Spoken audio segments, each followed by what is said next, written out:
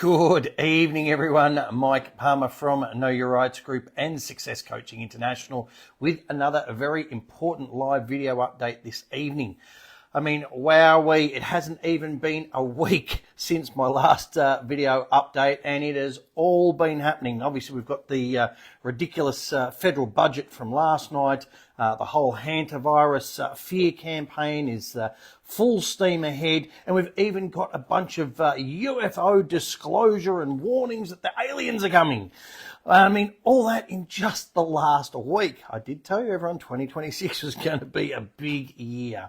I mean, seriously, tonight I have that many articles and that many memes. I could be here live until the end of the week, okay? I'm obviously not going to do that. I'm not going to go through everything, but I want to go through a few key points. Otherwise, we'll literally be here all night. So let's get straight into the main things. So, first up, let's have a quick chat, obviously, about last night's budget. Now, I'm not going to go into the ins and outs of every little point of it. It obviously affects people in many different ways, but I do just want to go into a few key points. Now, before I do that, I just want to show everyone very quickly the front page of the Courier Mail. So even the mainstream media is saying, come on, enough's enough. And they're calling the Labor government out. So there it is, Jim's Guide to Lying. Now, if you actually read that article, it details how the Labor government have sent out memos to their individual members of parliament on how to address the fact that, of course, they completely changed what they said during election time and how their members of parliament can respond to that when they are inevitably questioned on it. But look, I think that really just sums the whole budget up in a nutshell. I mean, it is a complete basket case. Now, look, at the end of the day, they can try and twist and turn things and justify them in, any way they like. But the fact remains that Labor went into the election with various promises, and they have now flat out broken them. End of story.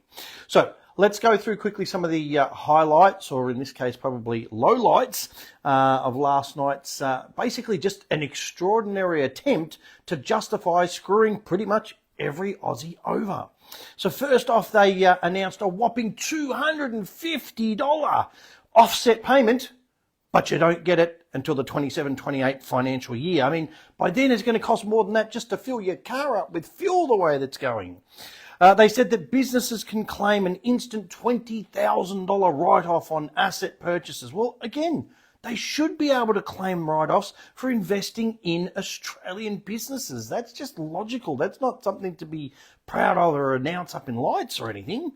Oh, what about the completely insignificant $1,000 worth of receipt-free deductions for small businesses? I mean, whoop-de-bloody-do. I mean, who out there is incentivized to rush out and start their own business, okay, as they tried to claim everyone would be last night, because of this huge windfall? I mean, it's just a complete joke. Negative gearing, of course, is now only available on brand new properties. So there's going to be even less demand for existing properties, which, of course, is going to affect all of those who can't afford the brand new builds.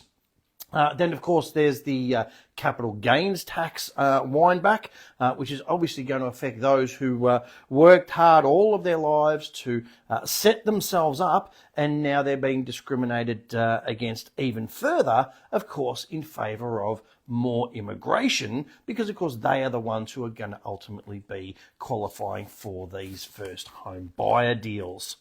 Now, all of this, according to good old Jim, is supposedly going to help 75,000 Australians buy their first home.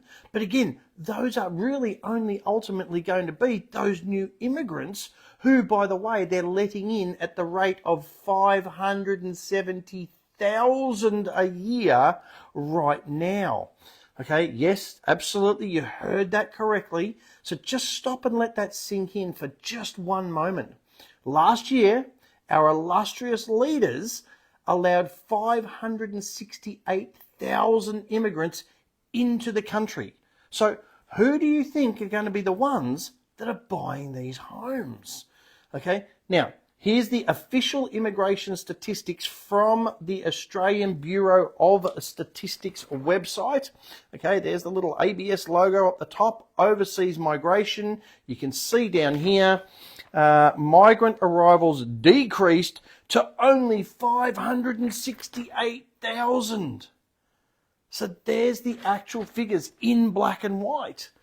Okay, I mean, this is just crazy. Now, they say, oh, but there's going to be 65,000 new homes built in the next 10 years.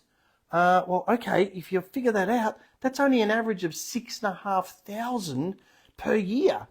Now, even if you take into effect the net migration figure, because, of course, there's so many Aussies that have just simply had absolutely enough and just decided we're out of here and have left, okay, there's still actually a net intake, as you can see here, of 306,000 migrants a year. So even after you discount the ones that are leaving, there's still 306,000 people a year and only 6,500 homes being built. Okay, this is crazy. But then they have the gall to sit there and tell us, oh, but, rents won't go up. There's nothing to worry about. I mean, what a way to kick Aussies when they're already down. I mean, how ruthless do they have to get? Now, of course, the reality is that property investors have been hit the hardest. We're already, anyone who's in the property game at all is already seeing landlords selling up because it's just no longer viable to hold on to properties with all of the increasing compliance costs. And then, of course, especially here in Victoria, you've got the addition of the good old COVID tax. And, of course, all of that is only going to get worse. And, of course, logic dictates that as more and more landlords sell up their properties, that means that there's going to be less rentals available. And, of course, that's going to lead to increased rent. So, again, I certainly hope that many of you who follow these videos for some time listened to what I said a month or so back and were able to lock in some longer term leases and save yourself a bit of money there. Then, of course, we've got the genuine NDIS recipients who are almost certainly going to be worse off. Now, of course, whilst it is important to eliminate the rorts and all the fraudulent claims, it's almost certain that with the sheer number of NDIS claims that some genuine people in need are going to be caught up in that particular process. And of course, finally, they're spending $53 billion on defence. Why is that? Well, primarily because Rudd and Albo pissed off Trump so badly that they know he won't be rushing over to help us if anything actually happens, so we've got to look after ourselves. Then, of course, to finish off, we have the one thing that the government could have actually done that would not have negatively impacted anyone, except, of course, their big corporate mates, and that, of course, was to raise taxes on gas exports, which they completely flat out refused to do. I mean, what a bunch of muppets. But worse are the muppets that continue to vote for these muppets. They are the real concern. So, I hope and I pray that all of these broken promises, absolutely pitiful incentives, and the huge additional costs that every Aussie is now going to be lumped with is finally going to be enough to push people over the edge and get them to stand up and fight back against this insanity, especially come election time. Oh, but wait, there's more. Knives straight in the back, as if all of that wasn't bad enough. They're also increasing the number of people at the tax office, and they're threatening that the ATO is going to come after you if you dare not pay all of your insanely increased taxes. So if you missed this little tidbit, make sure that you go and read it so you're aware of it. The tax man is coming for you. Jim Chalmers hires 1,500 ATO workers for huge tax crackdown. The Australian Taxation Office is set to significantly expand its workforce, adding nearly 1,500 staff as part of a broader push to crack down on fraud and strengthen the integrity of the tax system. Oh yeah, it's really, integrous system. Just go and do a little bit of research and look up the Molliker v. Chapman case. You'll see what a great integrity the tax system has. Budget papers show the ATO's headcount will climb from 19,938 to 21,410 over the next financial year. Treasurer Jim Chalmers told the Daily Mail additional staff will underpin a new wave of compliance activity and fraud detection measures as the government intensifies its efforts to close gaps in the system. The increase coincides with the rollout of a program modernising how fraud is identified and prevented across both tax and superannuation systems. Treasury says the expanded workforce will bolster frontline compliance work while also supporting the rollout of more advanced technology-driven capabilities. The hiring surge comes alongside a substantial funding boost. Oh, so they don't have any money for, average Aussies, but they've got plenty to dump into the tax office. The ATO is set to receive $16.9 billion in 26-27, rising to $18.85 billion the following year. There's where your money's going, people.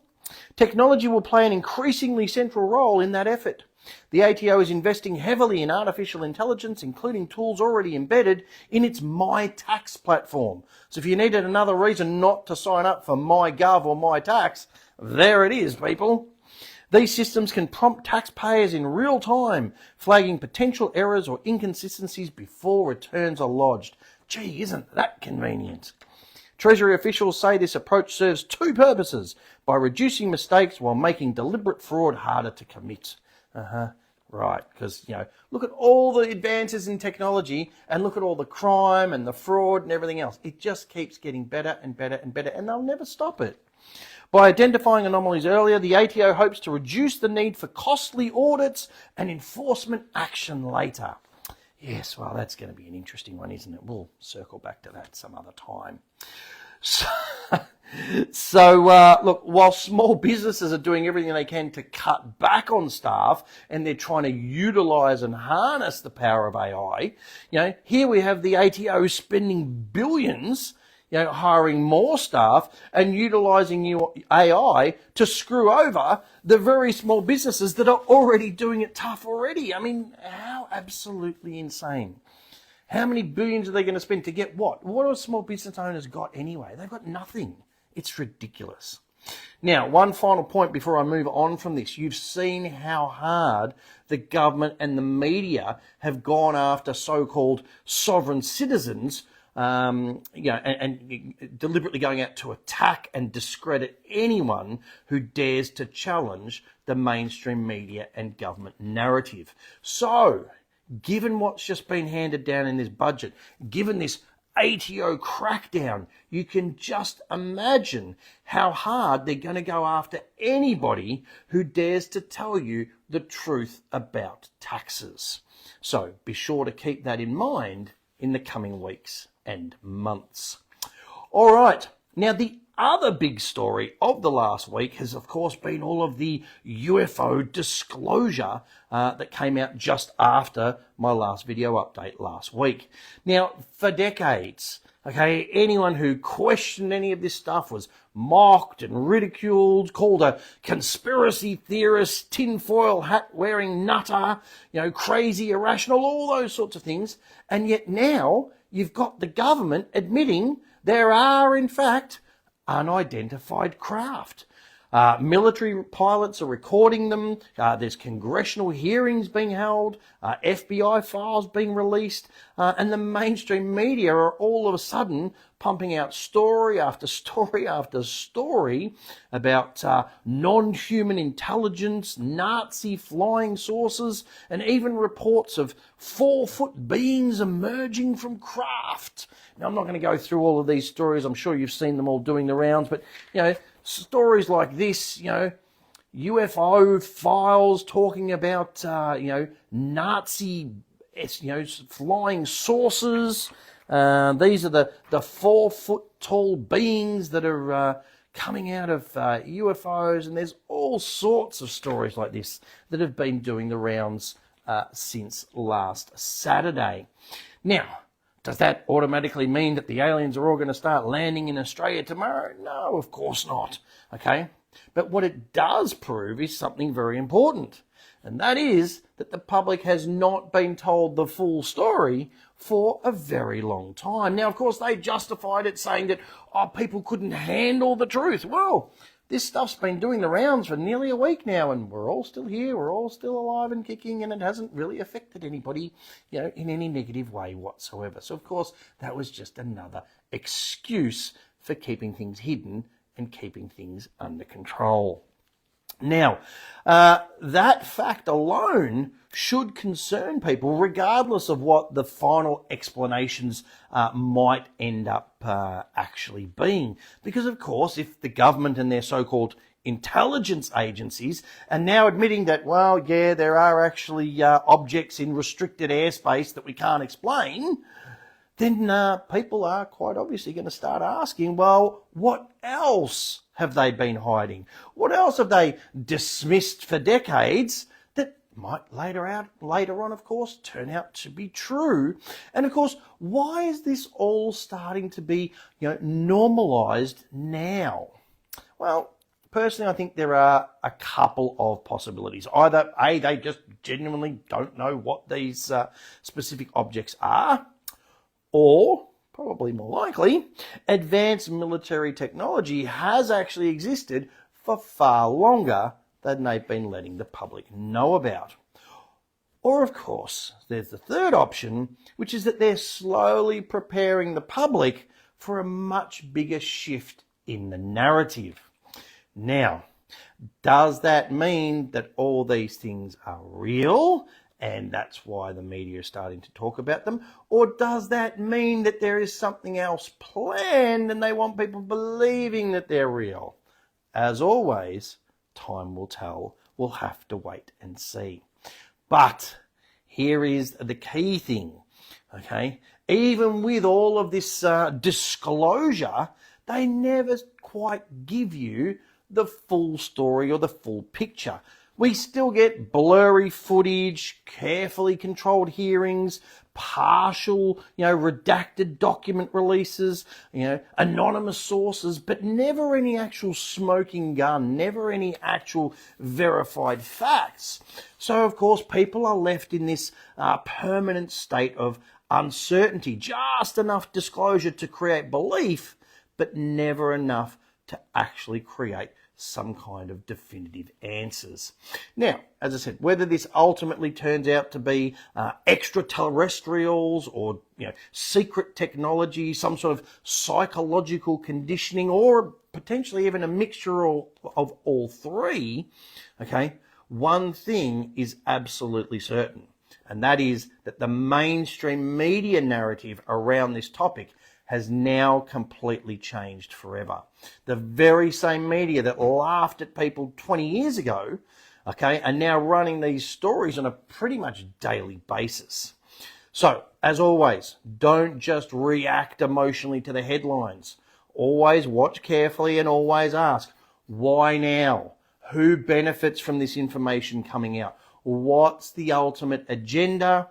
And what are they going to release next? Because they're saying already, they're admitting they're going to release it in sections, presumably escalating depending on how much they think the public can handle or whatever else it is. So the ultimate question is, what are they trying to prepare the public to accept next? As I said, we'll have to wait and see.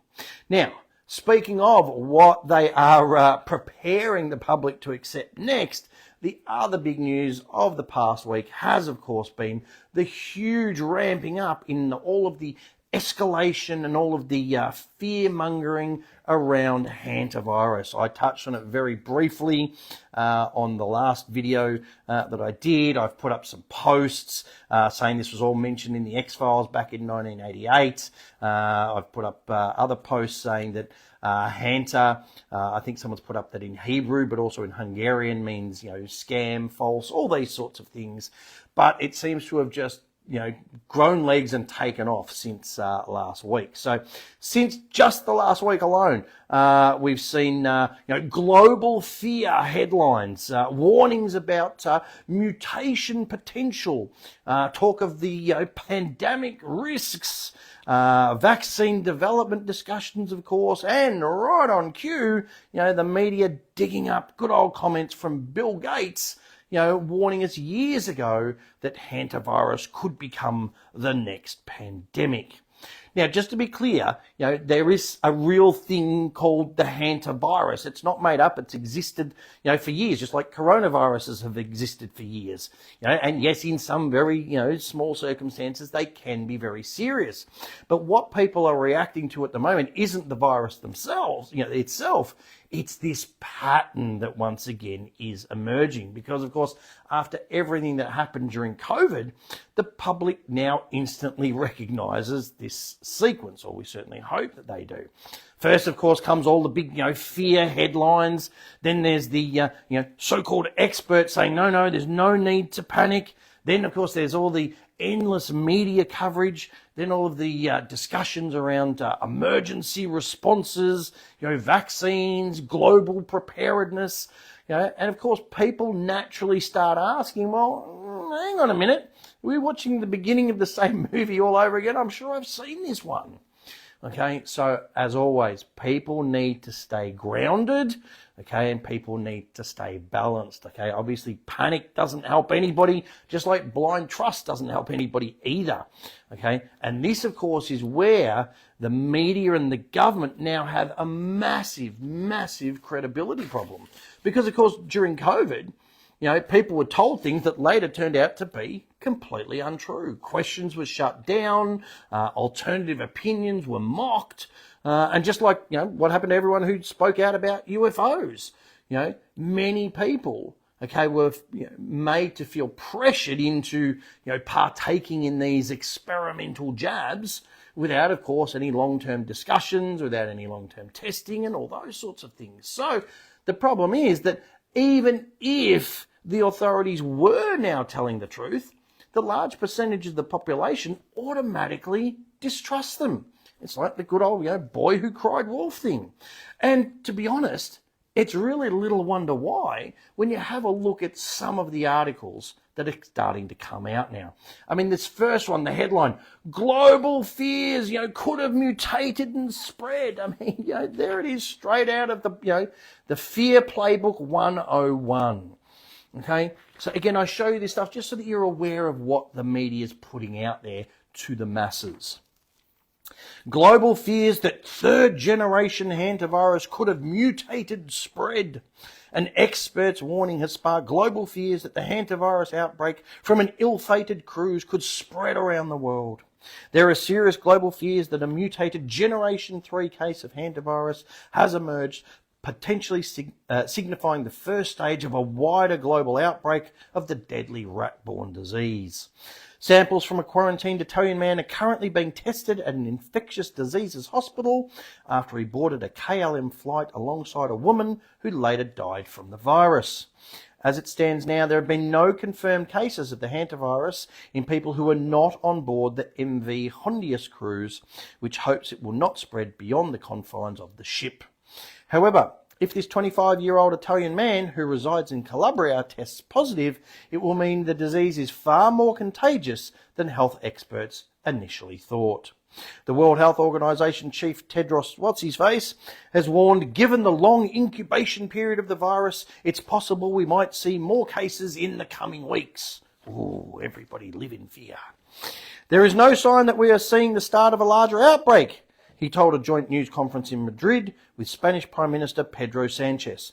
But, of course, the situation could change, he added, stating that the world could expect to see more cases thanks to the level of interaction among passengers before the cases were concerned. So we're not seeing the start of an outbreak, but we could. Just letting you know.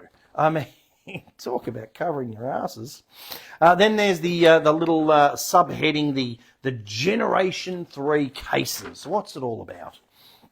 Despite there currently being no positive cases from people who were not already on the cruise, the long incubation period of the hantavirus means that it is impossible to know right now whether passengers who disembarked early have already passed the disease on. You know, the good old one of the symptoms is having no symptoms thing. Speaking to the UK's Daily Telegraph, US physician scientist Dr. Stephen Key explained that all Generation 2 cases, which are those involving people who develop symptoms after contact with patient 0, took around 22 days to become ill. This means that Generation 3 cases involving anyone who contracts the hantavirus from other infected passengers should start showing up around May 19th. Pop that date down in your diaries, everyone, May 19th, if the incubation period of approximately 3 weeks remains true. Okay, I mean, let's just see what they start reporting, you know, what is it, 6 days or so from now. Okay, or we could just ignore all of that and just believe our wonderful, trustworthy health minister who assures us that there's nothing to worry about. I mean, have a look at this. I mean, who's right? Is the world in panic or is there nothing to worry about? Health Minister insists hantavirus doesn't have pandemic potential. Reveals repatriation flight bound for WA. Federal Health Minister Mark Butler says a hantavirus outbreak on a cruise ship off Spain doesn't have pandemic potential as 6 passengers head to Perth on a repatriation flight to quarantine in Bullsbrook.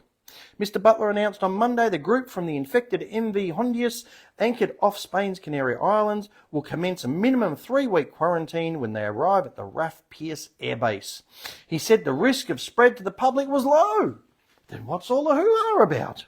Australian Medical Association WA President Kyle Hoth said there was no cause for alarm. No need to panic, he said. So, there we go. Job's done. We can all just, get back to our lives and, not worry about anything. Because, of course, we all know that when politicians speak, they always tell us the truth, right? I don't know. Who knows? Now, the problem, of course, with that is if there's nothing to worry about, then it does beg the question, why are they rushing to develop a vaccine? Yes, of course, no surprises there. It's only been out a week and they're already rushing to find a vaccine. Scientists are rushing to develop a hantavirus vaccine, but experts warn approval could take years. It didn't seem to happen in COVID. Scientists are rushing to develop a hantavirus vaccine as the number of confirmed infections grows, but experts have warned it could take years to be approved. Researchers from the University of Bath say they're working on a highly promising jab that is completely new. To date, it's been tested in both the laboratory and in animal models, which have yielded excellent immune responses. They said they expected to proceed to human trials in the near future. However, researchers have warned approval could take years due to lack of investment. Oh, does anyone need Moderna's number or Pfizer's number? I'm going to connect you guys up. A major barrier for hantavirus vaccines is funding for advanced development. Jay Cooper, a virologist from the US Army Medical Research Institute of Infectious Diseases, told Nature. Right now, we are pushing from the research side, but there is no strong external pull, so progress is slower than it should be. It's frustrating, like pushing a rock up a hill for years. Wow, I mean, there you have it. They managed to rush the experimental jabs through for COVID, but they can't do it for the hantavirus. What a shame. Unless, of course, there's some rush of investors and some kind of pull requiring it to be rushed through. Well, Watch this space, everyone. Okay, now, does this absolutely mean that hantavirus is definitely the next COVID? No, of course not. Who knows that? Nobody knows that. No one can honestly say that one way or the other. But what people should learn, okay, from the last few years is don't react emotionally, okay? Don't outsource all of your thinking. Don't blindly believe what the government and the media are telling you, okay? And don't let fear override common sense. Watch carefully, stay calm, ask questions, and pay attention to not only what you're being told, but how you're being told. Remember when they had to give out donuts and vouchers and freebies for people to go and get the jab? That's a pretty good indication that something doesn't quite add up. So, keep an eye out for those sorts of things again. Now, speaking of how you're being told things, as this next article that I'm about to read out details, the government is now just blatantly telling everybody, whether they own an EV, whether they ever intend to own an EV, that they're going to be forced to pay for EV infrastructure. How do you like this? Again, no matter what you drive, make sure you read this because it is going to affect everyone. Outrage over proposal to charge all households for national EV charging network. Australians have erupted over a controversial proposal that could see non-EV owners help fund the nation's electric vehicle charger rollout, with many worried the proposed cost is just the beginning. Yesterday, News Corp Australia revealed households could be charged up to $1.44 on their power bills to help expand the national EV charging network. Readers flooded the comment section, slamming the proposal as another tax and questioning why petrol and diesel drivers should help pay for infrastructure they may never use. I think that's a fair question. While the cost is small, many readers felt angered by the proposal. Why should we pay for their choice? One reader commented. Another added, when did the government ever charge households to fund petrol stations? Again, fair question. Others warned that it was just the beginning and costs would likely increase. The amount of people who can't see that it will never just be $1.44 is astounding, one commentator wrote. This won't cost $1.49, more like $149 per annum, another said. Others argued that if non-EV households were expected to contribute, then it was only fair that EV drivers faced a road user charge. Again, seems reasonable. Some users turned the backlash political, accusing the Albanese government of piling more pressure onto households. Come on, surely people that are die-hard Labor supporters can now agree that this useless government needs to go before we as taxpayers are totally broke, one user wrote. Well, I certainly hope that people are waking up to that. Okay?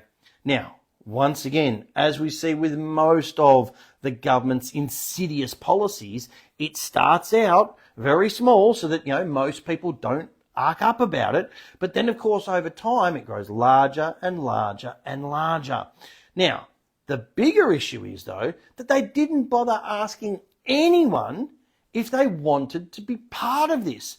They just told everyone this is what's going to happen because, of course, that's their particular agenda. So this is probably the perfect time to once again remind everyone, okay, politicians exist to do our bidding, the will of we the people, not to forge ahead with their own agendas. We need to remind them of this, and we need to remind them to read the actual Constitution, which of course is the actual rule book that they are supposed to abide by. Okay, so as always, feel free to write to your local, state and federal members of parliament and let them know what you think of this new EV charge. Now, speaking of the Constitution, don't forget that our second webinar for this year is just over 1 week away now. It is on the 24th of May, so not this coming Sunday, but the following Sunday. Now, as I've said on previous video updates, we're going to be spending the first entire half of the day teaching people everything that they need to know about the Commonwealth Constitution. We're then going to be spending the second half of the day explaining all of the ins and outs of the Constitution Commission reports and ensuring that everybody understands the significant ramification of none of those recommendations ever being implemented and what that actually means for many of the laws that have been brought in since Federation. As always, you'll find a link going up in the description. You can also find it under the webinars tab, which you'll find under the seminars tab on our website. Again, anyone who's attended any of our webinars either last year or already this year knows how valuable those webinar sessions really are, especially those detailed Q&A sessions where you get to ask any questions that you might have. And of course, they are included again as part of this year's webinar series as well. Now, a quick reminder, of course, if you can't make our specific dates for our webinars for any reason, we do have the professionally edited recordings of last year's webinar available on both USB and also on DVD. All right, and finally, as I always do, I'm going to finish off with the latest memes to get people thinking about what's going on at the moment. As I said, I could be here literally for the rest of the night. There are that many memes doing the rounds. I've had to just sort of pick a few that are most relevant right now. So I think this is probably the first and the most important question that we should all be asking, especially after last night's budget. At some point, we need to quit asking who needs to pay more taxes and focus on where the hell all of our money is going. I think that is very true. And yes, this one's been put together by some creative person, again, directly following last night's insane budget. Breaking news, renters have no need to panic. According to Anthony Albanese, his budget includes tent package for renters who are affected by landlords passing on costs from negative gearing and CGT changes. Labor to offer 50% discount on dome tents after budget looks set to increase rents nationwide. So, look, you have to have a giggle because otherwise you just sit there crying, really. It is that ridiculous. Now, I did talk about this on a recent video update going back a few weeks ago about this whole Polaris 2 scenario. So if you missed that, it'll be in the description somewhere. Go back and watch that video. The same WHO now urging concern over a deadly hantavirus outbreak on a cruise ship just wrapped up, exercised Polaris 2 on April 22nd to 23rd, a massive simulation with 26 countries rehearsing a fictional global killer outbreak. Okay? They told you what they were doing, they did it, and now they're following through. And I had to include this one for a laugh because, I mean, you know, this is the stuff I'm sure we're going to be seeing in the not too distant future. So, again, breaking news, Ireland's first victim confirmed. Man whose parachute didn't open dies of hantavirus. The man's asymptomatic body later tested positive. So, yes, again, sad but true. And look, I did mention this before in the text, and here's a great meme that absolutely sums it up perfectly. People are testing positive for hantavirus even though they have no symptoms. And then McFly is saying, well, hang on, I've seen this one before. And you know, sadly, we all have. Now, I'm going to leave you with this one because this is very, very, let's say, coincidental, shall we? We don't want to upset the fact checkers. But here we have 2002, we had the SARS outbreak, 2008, the swine flu, 2014, Ebola, 2020, of course, COVID-19, and now 2026, hantavirus. So are you noticing anything, people? Every 6 years, they roll something out to keep the control over the population and to keep people living in fear. So I am going to leave things there for tonight. As always, I urge you to please make use of all the various resources that are available to you to please get informed, get fired up, and get proactive. We clearly need that this year more than ever before. There is, of course, plenty of completely free information on our website, including, of course, on our vaccinations page, everything to do with COVID and PCR tests. So if you've forgotten what happened back then, go to that page, remind yourself. These videos, of course, including all the way right back through to COVID times, are all completely free to watch. You'll find them on our YouTube channel and our BitChute channel. They are on the Reels tab on Facebook, but they are deleted after 30 days. So the best thing is to subscribe to the notifications on YouTube or BitChute. Our radio shows, again, live every Tuesday night between 8 and 10 p.m. We are back again on Tuesday evening for our next live radio show. So be sure to click on the big radio show tab on our website to listen into that. Now, of course, if you want to go above and beyond what we cover in these videos and on those radio shows, we do, of course, recommend our book, The Essential Step-by-Step Manual for Understanding and Exercising Your Rights. That Aussie Spreading Fines book that I've mentioned many, many times before for successfully challenging all manner of unjust and unlawful fines. These guys have been around for 19 years, so you absolutely know the information works. And, of course, especially after the budget, we know a lot of people are genuinely struggling financially, so please stop throwing good money after bad at these unsecured debts. That's things like your personal loans, your credit cards. They can be very easily just written off with a few tried, tested and proven letters that you get in this book. As always, you can get these individually. There's links going up in the description and in the comments. You can get them all as part of the combo pack, and you do, of course, get that bonus tote bag included, no extra charge. It looks like we've got a little last-minute burst of warm weather. Well, certainly down south here in Melbourne anyway. So grab your caps, grab your beanies if you're preparing for the winter weather. People come up, they see the logo, they come up, have a chat to you. It is a great way to meet other like-minded people who are on the same page. And of course, don't forget our webinar, not this Sunday, but next Sunday. There are no live in-person events this year, as I've mentioned before, due to the fuel crisis. We just can't afford the cost of travelling around. So if you want to cover anything that we used to do in our live 2.5-day events, this is the way to get it through the home study course. It's a complete recording of that event. There's 3 custom-made workbooks that you can fill in notes next to every slide from every single presentation. There's 17 DVDs all broken down into topics, so you can put in the one that you want, fast forward, rewind, go through it again and again over the years. It is a brilliant resource that you'll come back to many, many times in the future. So I'm going to leave things there. We'll speak to you all live on Tuesday night on the radio show. Again, Thursday night next week for our next live video update. Until then, take care, everyone.